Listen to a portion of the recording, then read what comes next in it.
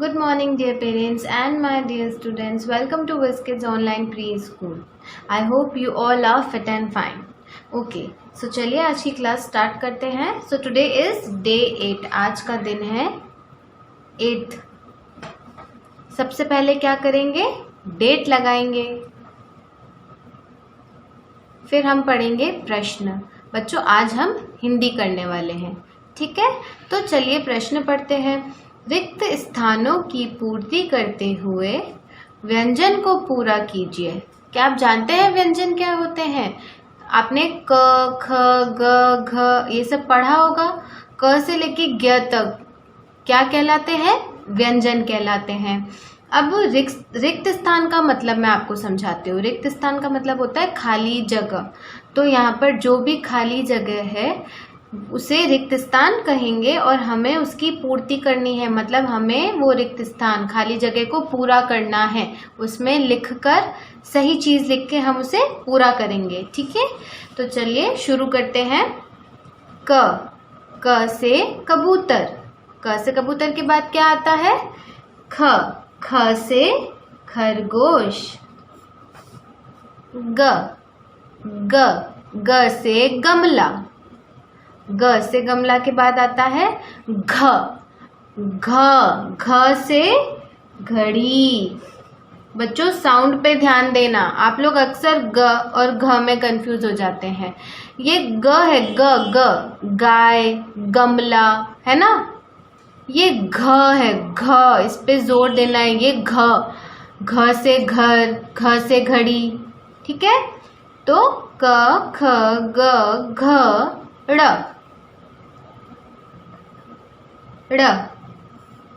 ड़ के बाद आता है च से चम्मच. च से चम्मच के बाद आता है छ से छाता. ये बनाया हमने छ से छाता. अब आया ज से जहाज. ज से जलेबी. इसके बाद में क्या आएगा? झ से झंडा. झ से झरना. ठीक है, जैसे ग और ग सुनने में सेम लगते हैं बट सेम होते नहीं हैं. उसी तरह ज और झ में भी बच्चे बहुत कंफ्यूज होते हैं. तो आप इसके साउंड पे गौर कीजिए. ये है ज और ये है झ. जोर दे रही हूँ मैं इस पे, झ. ठीक है, ये ज है और ये झ है. ज से जलेबी, झ से झरना. झ के बाद आता है न.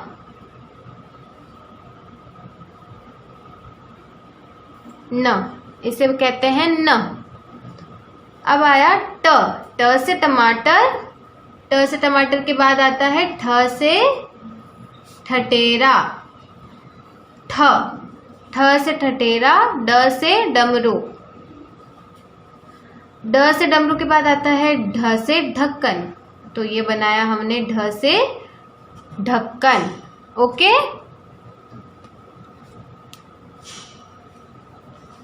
अब आएगा ढ से ढक्कन के बाद ण. कैसे बोलेंगे उसको? ण.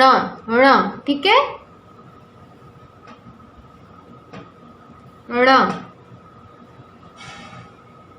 ण के बाद आता है त से तराजू. थ से थर्मस. थ से थर्मस के बाद आता है द से दवात. द से दवात. द से दवाई. ध से दुकान. द के बाद आता है ध से धनुष. फिर आएगा न से नल. न से नल. प से पतंग. फ से फल. यहाँ आया फ से फल. फ से फल के बाद आएगा ब से बकरी. भ से भालू. म से मछली. य से यज्ञ. य से यज्ञ. र से रस्सी. र से रथ. र के बाद आएगा ल से लड्डू. ल से लड्डू भी होता है, ल से लट्टू भी होता है। ल के बाद आएगा व। बच्चों इस लाइन में थोड़ी मिस प्रिंटिंग है तो आपको थोड़ा ध्यान देना पड़ेगा। ल के बाद में व आता है, यहाँ पे खाली जगह दे रखी है, आप कंफ्यूज मत होना, इसमें हम कुछ नहीं करेंगे, व ऑलरेडी दे रखा है।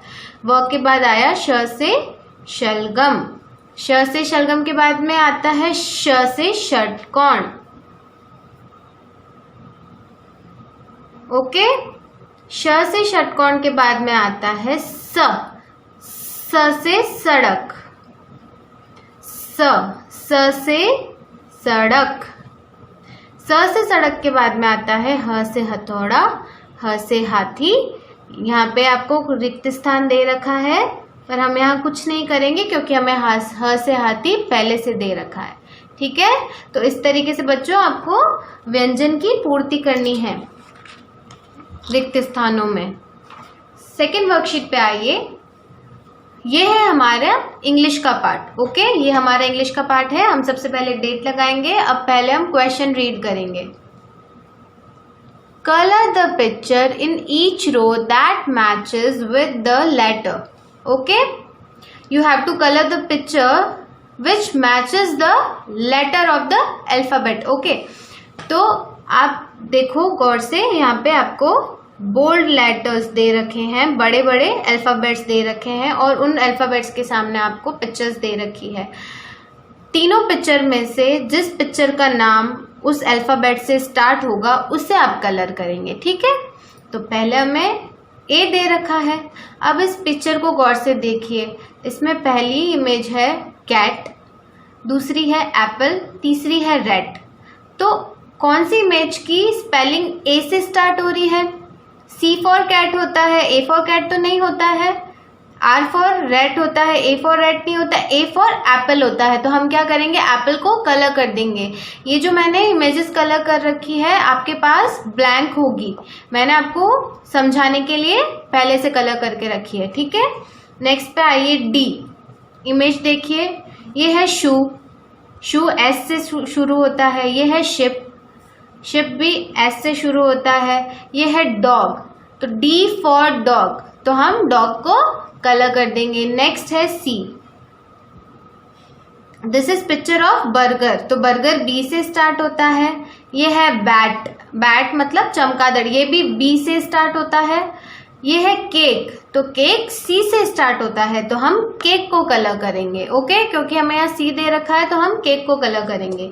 नेक्स्ट है एल, एल फॉर लॉइन, तो एल फॉर लॉइन होता है तो एल को कलर कर दिया हमने। ये बॉय है, बॉय बी से स्टार्ट होता है। दिस इज बॉल, ये भी बी से स्टार्ट होता है। नेक्स्ट टी, टी दे रखा है तो पहली इमेज है ट्री, तो ट्री की स्पेलिंग किससे शुरू होती है? टी से, तो हम ट्री को कलर कर देंगे।